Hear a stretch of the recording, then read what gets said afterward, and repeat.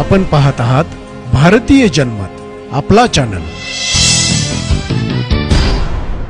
नमस्कार, मी मानसी धामणसकर। आपण पाहत आहात भारतीय जनमत न्यूज। नजर टाकूया घडामोडींवर। आगामी दिलीप करंडक क्रिकेट स्पर्धेत भारताचे नामांकित खेळाडू सहभागी होणार आहेत। शुभमन गिल, श्रेयस अय्यर, ऋतुराज गायकवाड आणि अभिमन्यू ईश्वरन यांना संघाचे नेतृत्व देण्यात आले आहे।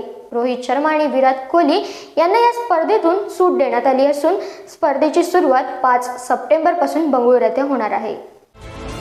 आगामी दिलीप करंडक क्रिकेट स्पर्धेत भारताचे बहुतेक नामांकित खेळाडू सहभाग नोंदवणार असून शुभमन गिल, श्रेयस अय्यर, ऋतुराज गायकवाड आणि अभिमन्यू ईश्वरन यांच्याकडे 4 संघांच्या नेतृत्वाची धुरा सोपवण्यात आली आहे। भारताचा कर्णधार रोहित शर्मा आणि विराट कोहली हे तारांकित फलंदाजही या स्पर्धेत खेळणार असल्याची चर्चा होती। मात्र अजित आगरकर यांच्या निवड समितीने या दोघांसह वेगवान गोलंदाज जसप्रीत बुमराह आणि फिरकीपटू रविचंद्रन अश्विन यांना या स्पर्धेतून सूट दिली आहे।